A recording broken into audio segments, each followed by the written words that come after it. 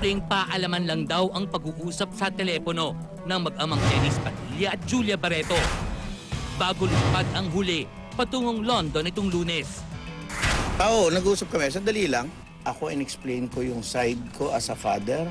And syempre, emotions were high. I don't think naintindihan niya fully. You know, kailangan lang kay Julia siguro merong isang tao na makapagpaliwanag ng buo on both sides. Mas sinigawan pa siya. Sana pag ganon, kasi mas matanda ka, no? As between the parent and the child, dapat mas understanding yung parent. Hindi nagagalit si Mr. Dennis Padilla sa kanyang anak. Ito'y kanyang pilit na inuunawa. Present at the hearing at the Quezon City RTC Branch 226 yesterday, Dennis came with his son, with his previous partner, brother, and lawyer. I believe na hindi naman kawalan sa kanyang pagkatao na maging anak ko. And I'm proud to be his father, and I hope that she is also proud. Well, sa pagkaunawa ko, mukhang pinagbigyan naman yata tayong to intervene.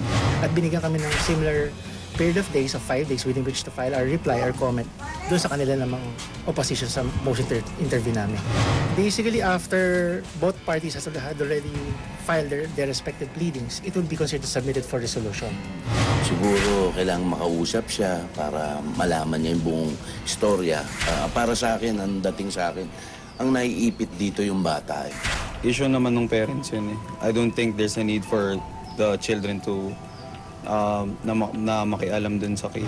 Ang hinihingi ko lang, bayaan nyo na maging legal name yung Valdivia. Wala namang kapalit yun. Kaya ang panawagan ni Dennis kay Marjorie. I'm just fighting for my family name na dala-dala ng mga anak ko. Hindi lang naman, I have 2 other children before sila Julia. Kasama ko nga isa. Si Diane and si Luis. They are my 2 unang mga anak. They're carrying my family name, Valdivia. My children with Marjorie, how about Leon and Claudia and Julia. All of them are carrying the Valdivia family name, their legal name. Why now? Sa ngayon, yung hawak kong NSO copy ng birth certificate ng 3 bata, Julia, Claudia, and Leon, lahat naman yung pa rin ang pangalan. Leon Marcos Barreto Valdivia, Claudia Isabel Barreto Valdivia, and Julia Francesca Barreto Valdivia. At nais namang ipaabot ni Dennis sa kanyang anak.